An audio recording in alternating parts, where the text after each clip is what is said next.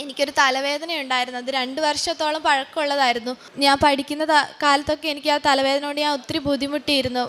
കുറച്ച് സമയം ബുക്ക് വായിക്കുകയൊക്കെ ചെയ്യുമ്പോഴത്തേന് പിന്നെ തലവേദന കാരണം എനിക്ക് ഒന്നും വായിക്കാനൊന്നും പറ്റത്തില്ലായിരുന്നു. ഭയങ്കര തലവേദനയായിരുന്നു. അപ്പം ഞാൻ 2-3 ഡോക്ടേഴ്സിനെ കണ്ടു.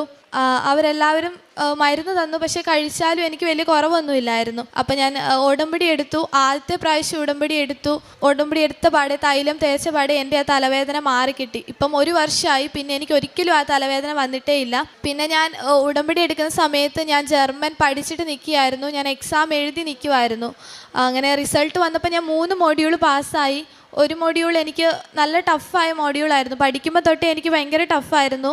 ഞാൻ എത്ര ശ്രമിച്ചാലും എനിക്കതിന് അങ്ങനെ എനിക്ക് മാർക്ക് കിട്ടാറേ ഇല്ലായിരുന്നു. എനിക്ക് ഭയങ്കര ടഫായിരുന്നു. അന്നേരം ഞാനത് ഉടമ്പടി വെച്ചു. എക്സാമിന് പോകുമ്പോൾ ഞാൻ കാശ് രൂപം കൊണ്ടും ഉടമ്പടി വസ്തുക്കളൊക്കെ ഉപയോഗിച്ചാണ് പരീക്ഷയ്ക്ക് കയറിയത്. ഞാൻ കാശ്